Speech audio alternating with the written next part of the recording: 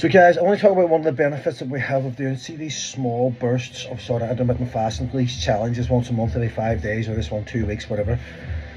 The benefit of these, as opposed to what you would call chronic dieting, or trying to stay in a calorie deficit just all the time, constantly trying to lose weight, is about your metabolism.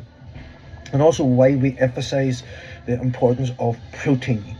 You gotta understand this. If your goal, and I'm sure this is why you're here, is to lose weight, but to lose weight and keep it off forever, is understanding the metabolism. You gotta understand the metabolism. You gotta get this through your head. And for me personally, once you understand, I believe that if you understand the fundamentals of this, it's much easier for you to implement things, protocols properly, that's actually going to get you the results you want, rather than just this shit, I'm going to go on a diet on Monday. You just restrict to the point where you just can't keep going anymore, and then you pile the weight back on again, even if you lost any weight in the fucking first place. So understanding the fundamentals of your metabolism is the key here. Right, so what we're doing here when we're intermittent fasting is we are restricting, caloric restriction.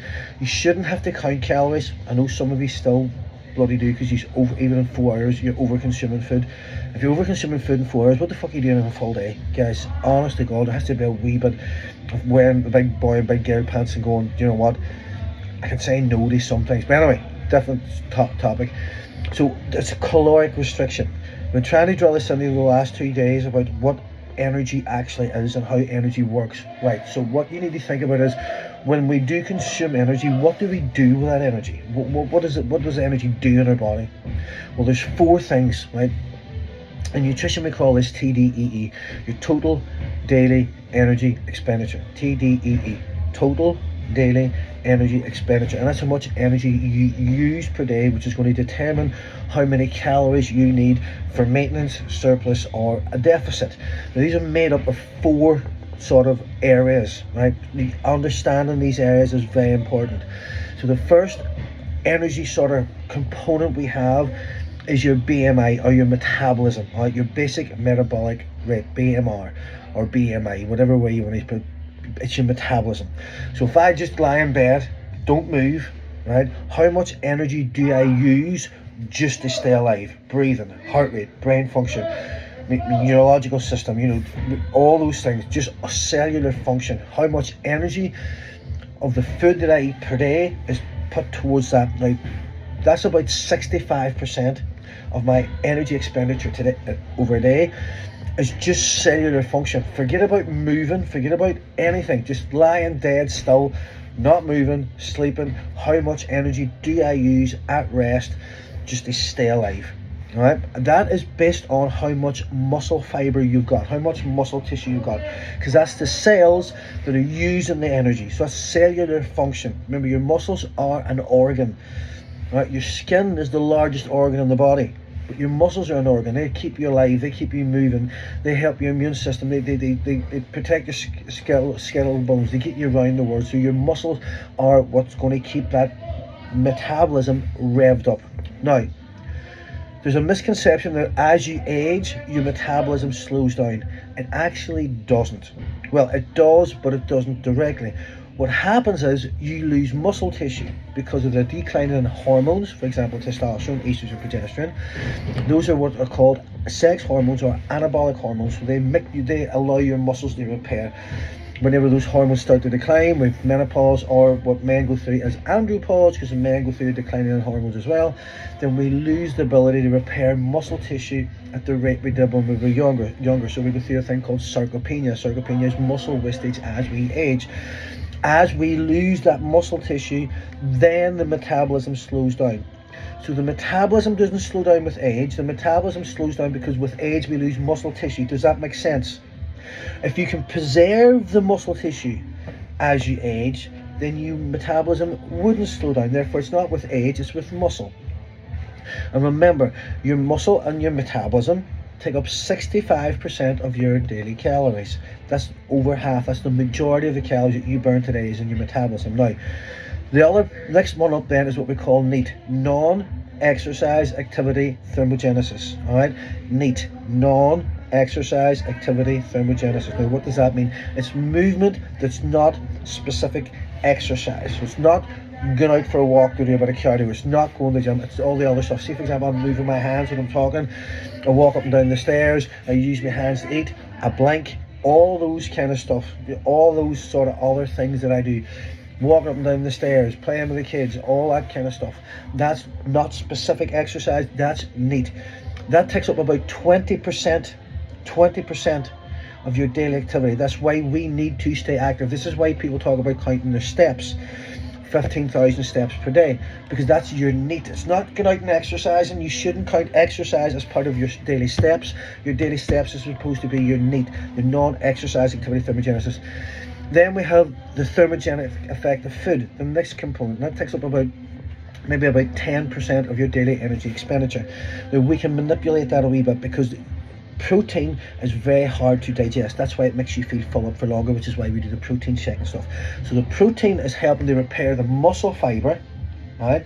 They keep all this muscle tissue nice and strong and vibrant and revitalizing and repairing, so that the metabolism, the BMR, stays nice and high. So we can ramp up that 65% as much as possible.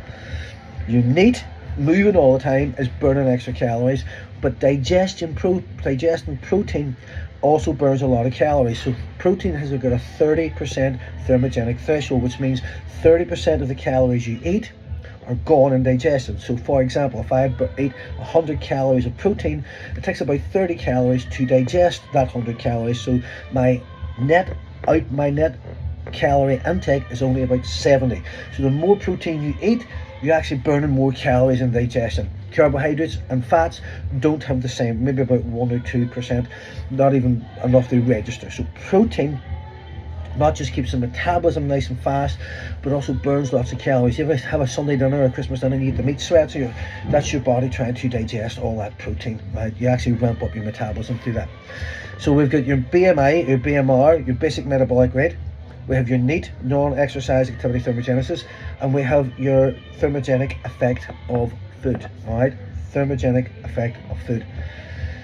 The next one is exercise. And exercise, even if you exercise vigorously and you do it every day, is only about 5% of your total daily energy expenditure. It's not that much, all right? It's really not that much. So when we put those four components together, your basic metabolic rate, your NEAT, your thermogenic effect of food, and exercise, that takes up 100% of the energy that you expend, all right, the energy you use. Now remember, we're trying to stay in a caloric deficit, but if we can increase that TDEE, the energy expenditure, then we burn more calories, we burn more of that stored energy, or we use more of the energy that's coming in, so there's less chance of surplus energy being stored. So how do we maximize these things? Like we're saying, if you diet too long, you will start to burn muscle tissue. Remember, when you're in a caloric deficit, right, for a long period of time, yes, we're trying to store into that, we're trying to burn into that body fat like we talked about, the wee energy system and stuff, but the body at a time then will not discriminate where it takes the calories from. Take it from protein, which is muscle, and take it from carbohydrates. It'll take it from fats. It'll use anything it can at the time. This is why in a conventional diet, someone diets over like a 10-12 week period and they lose so much weight, up from 30 to 40% of that weight loss will be muscle tissue. This is why an individual will then rebound, because the body will always try and put that muscle tissue back on. It'll release ghrelin, which is your hunger hormone, and it'll tell you to overeat, because I need to repair this muscle tissue, because my safety, my survival is compromised, because the muscle tissue that I use to move me around, they keep me strong, they keep me to protect myself, they keep me internal organs protected, they move me around, is compromised. So I need to build this back up again. I can only do that in an energy surplus, and your body's such a smart survival machine. What it'll actually do, do you know what? Whatever this was, this ice age or famine or time of deprivation, in case this happens again, I'm going to make my person store even more fat, so we've got more reserves, so we can survive all these sort of winters that are coming, so to speak. It's a built-in survival mechanism. Does that make sense? So we small diets, sprints, stop. Diet sprints, stop. So we never get a chance to burn too much muscle tissue. We never get a chance for the body to go, oh fuck, this is really scary, it's just really shocking, I need to put on lots of fat, because this person keeps dieting all the time or having all these long bouts of starvation all the time, and my metabolism is now compromised. This is what we call metabolic damage. where you've dieted so many calorie restriction diets that your metabolism is just gone, I'm not taking part in this shit anymore. I don't know if you're coming or going.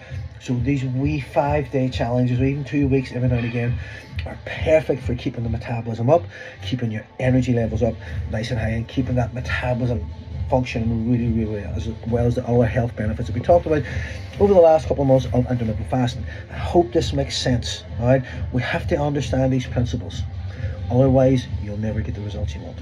Have a good day.